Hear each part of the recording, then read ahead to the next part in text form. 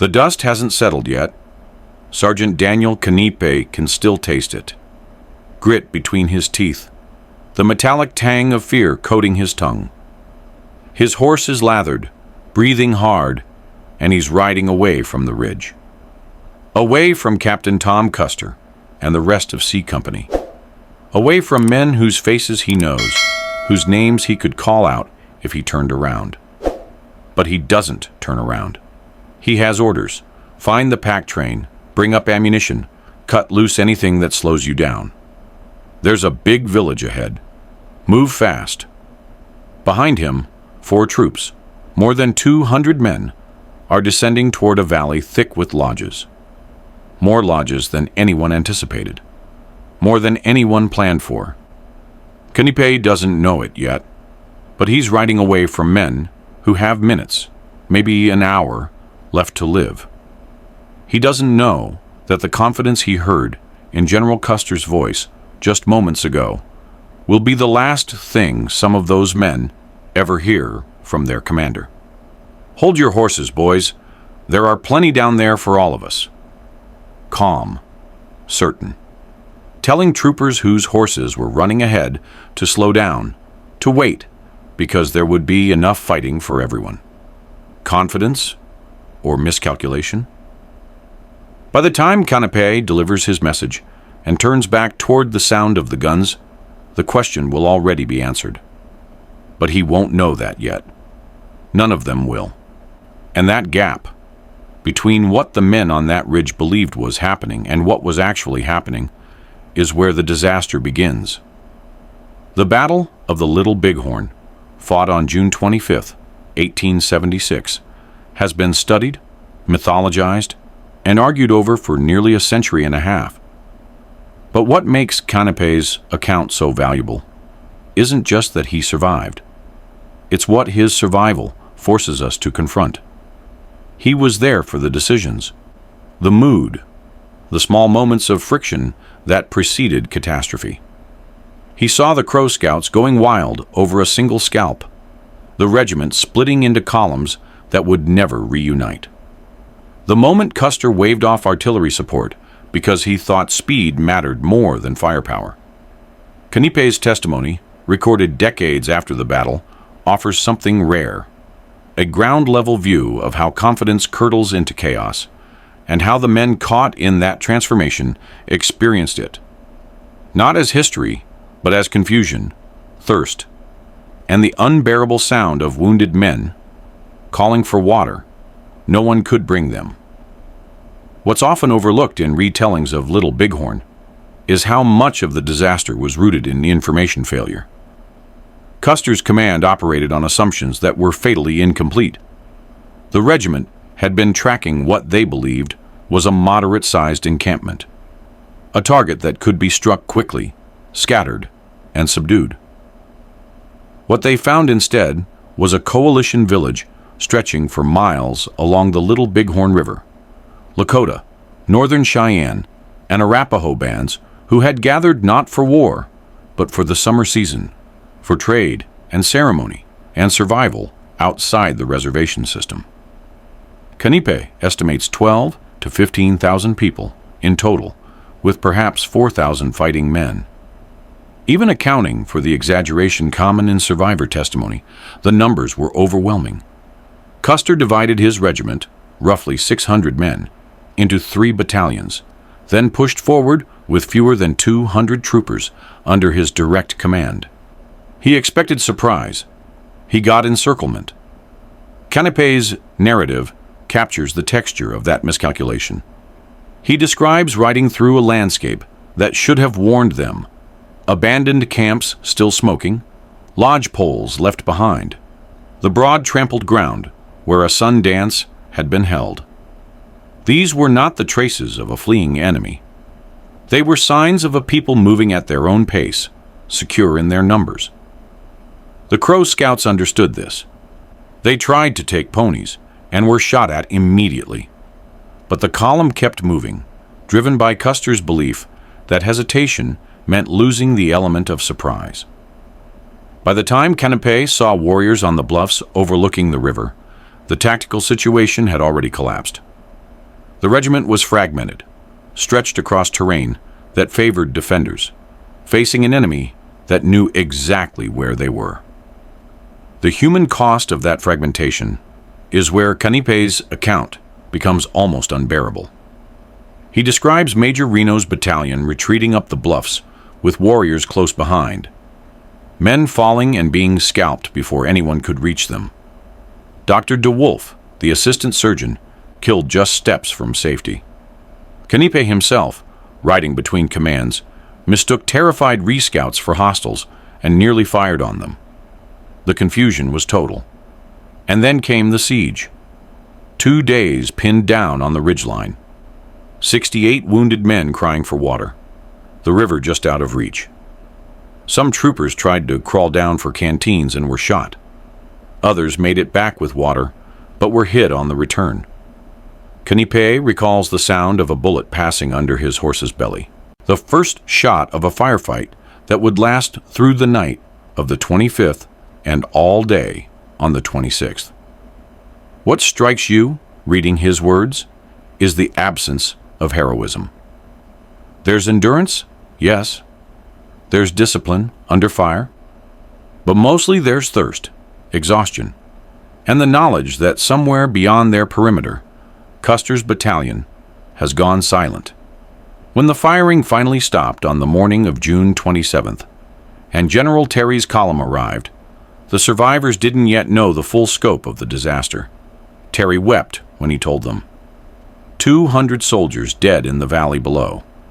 Custer, his brother Tom, his brother-in-law Lieutenant Calhoun, Captain Keogh, and every man of companies C, E, F, I, and L Canepe was given permission to walk the battlefield that afternoon. What he found there is difficult to read even now. The bodies had been lying in the sun for 2 days. The women and children of the village had stripped them, mutilated the faces of wounded men with tomahawks and arrows. An act that, in the logic of plains warfare, was reserved for those who died fighting, not for the already dead. Canepe recognized friends. He found Sergeant Finley at the head of his horse, 12 arrows in his body. He found Sergeant Finkel, the man who had called out that his horse was failing. The man whose exhaustion had likely saved Canepe's life by putting him in position to carry the message that sent him away from the ridge. Custer himself lay across the bodies of several troopers, shot through the heart, surrounded by the men who had made the last stand with him. Historians still argue about what happened in those final minutes. Without survivors from Custer's immediate command, the timeline is speculative, reconstructed from the positions of bodies and the accounts of warriors interviewed years later. What seems clear is that Custer's battalion was overwhelmed quickly, pushed back in stages, and finally compressed into a small defensive position where the last men fell together. Some accounts suggest they fought for less than an hour. Others stretch it longer. What matters, in the end, is that the confidence Canepe heard in Custer's voice, "Plenty down there for all of us," was lethally misplaced. There wasn't plenty. There was a coalition strong enough to destroy 5 companies in detail and hold off the rest of the regiment for 2 days. The aftermath was complicated. The Lakota and Cheyenne bands dismantled their camp and moved on, as Canepe notes, without pursuit. The 7th Cavalry was too shattered to follow. The wounded were evacuated on the steamboat Far West, which made a record-breaking journey down the Yellowstone and Missouri rivers to bring news of the disaster to the outside world. The only living thing found on Custer's battlefield was Captain Keogh's horse, Comanche, wounded 7 times but still standing.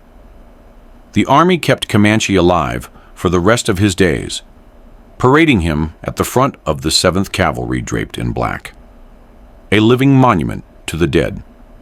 It was a gesture that revealed as much about the need to memorialize defeat as it did about respect for the fallen.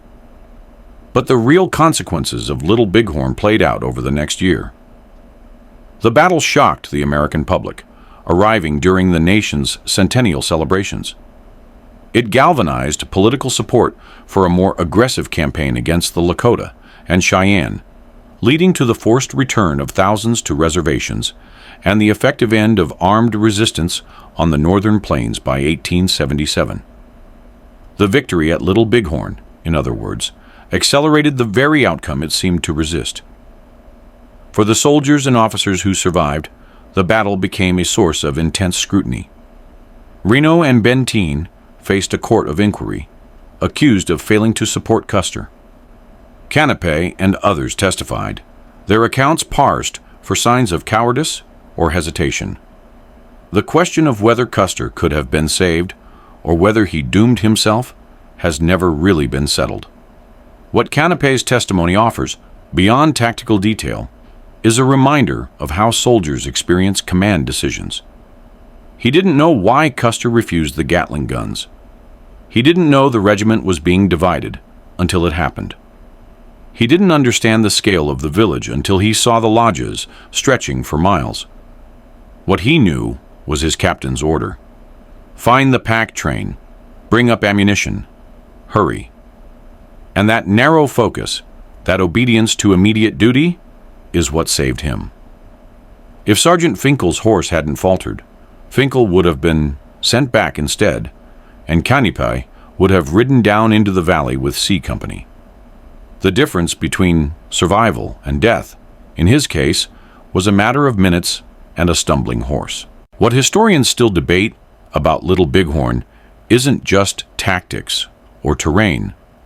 It's the nature of Custer's decision-making. Was he reckless, driven by ambition and the desire for a decisive victory that would restore his reputation after political scandals?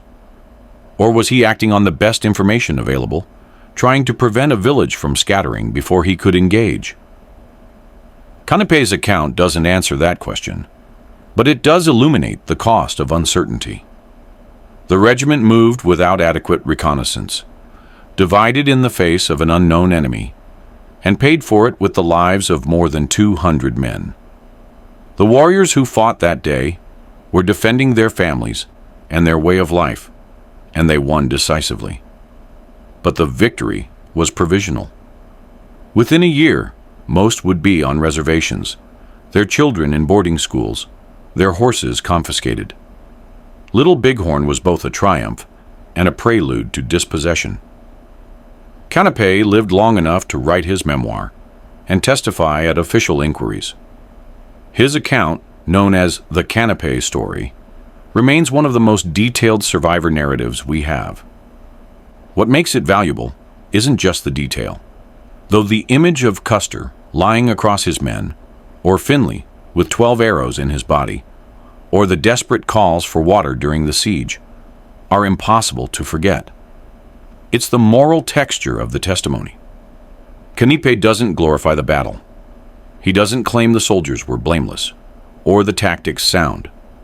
He describes confusion, fear, mistakes, and suffering.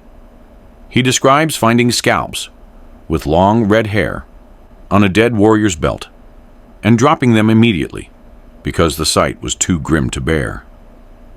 He describes hearing Terry weep and realizing, in that moment, how complete the disaster had been. The Battle of Little Bighorn endures in American memory, not because it was strategically important. It wasn't. But because it revealed something uncomfortable about the limits of military confidence and the cost of cultural collision. Custer's men rode into a fight they didn't understand, against people defending a way of life they were being systematically denied. The soldiers who died on that ridge weren't architects of policy. They were young men following orders, trusting in leadership that failed them.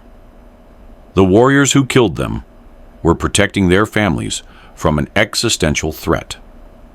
Both sides were caught in a larger tragedy that the battle itself could neither resolve nor escape. Canapé's voice, recorded decades later, carries the weight of survival and witness. He was there when the decisions were made. He heard Custer's last words to the battalion.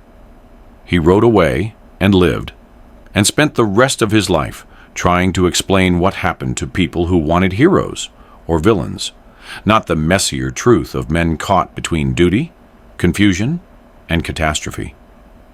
His account doesn't offer easy answers, but it does offer something rarer: the texture of experience. The small details that bring history down from the level of strategy and into the realm of dust, thirst, fear, and the unbearable sound of men calling for water that no one could bring them. That, in the end, is what makes testimony like Canepe's indispensable. It reminds us that history isn't made by forces and movements alone. It's made by individuals in moments of impossible pressure, doing what they can with what they know, and living or dying by margins they can't control.